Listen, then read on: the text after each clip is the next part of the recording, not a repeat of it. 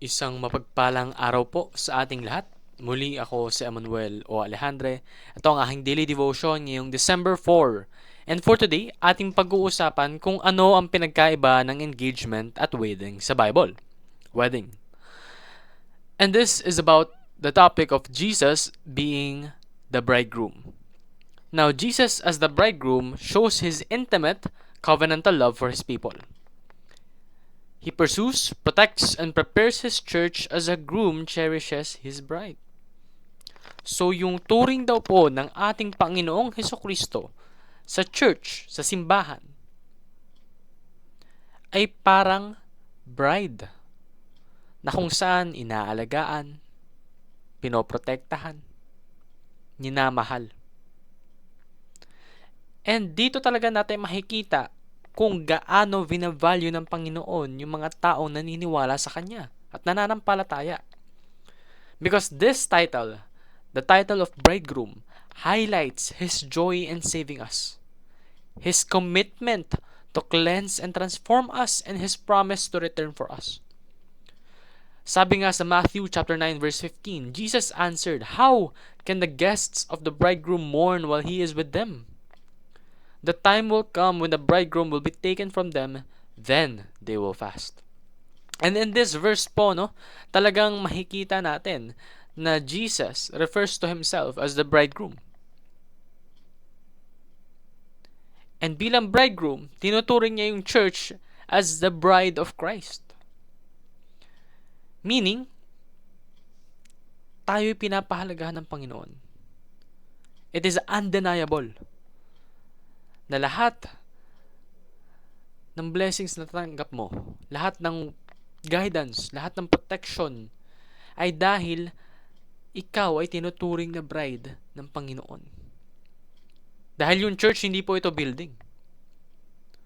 Hindi po ito kung ano-anong nagtataasang gusali.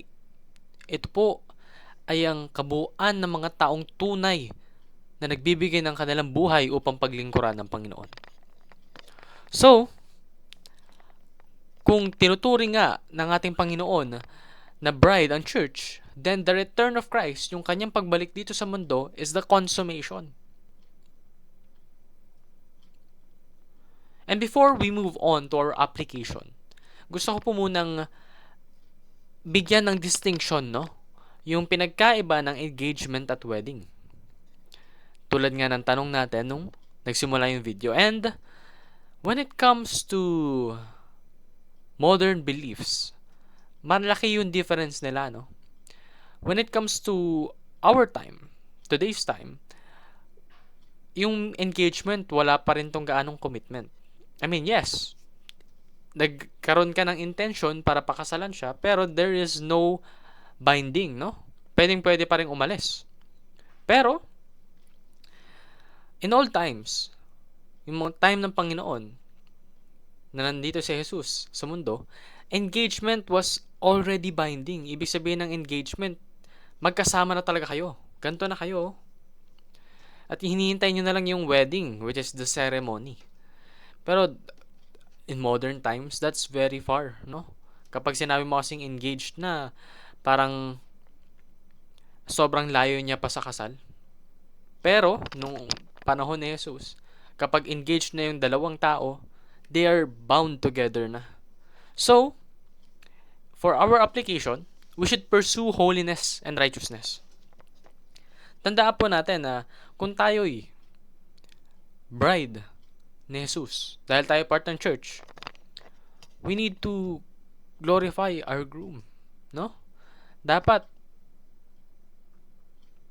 yung response natin sa pangangalaga at sa pagprotekta niya ay ang pagiging ating holy at ang pagiging righteous natin. Remember, we should prioritize spending quality time with Jesus. Kung si Jesus, tinuturing ka bilang the wife, no, the bride, then turing mo rin si Jesus na the groom, na minamahal mo at hindi mo iiwan dahil hindi kanya iniiwan. And lastly, prepare for the return of Jesus, for it is serving as consummation of your wedding with Christ. prepare, and repent now. Allow yourself to be cleansed. And once again, bring glory to God. Yun lamang po. Hopefully, marami kayong natutunan.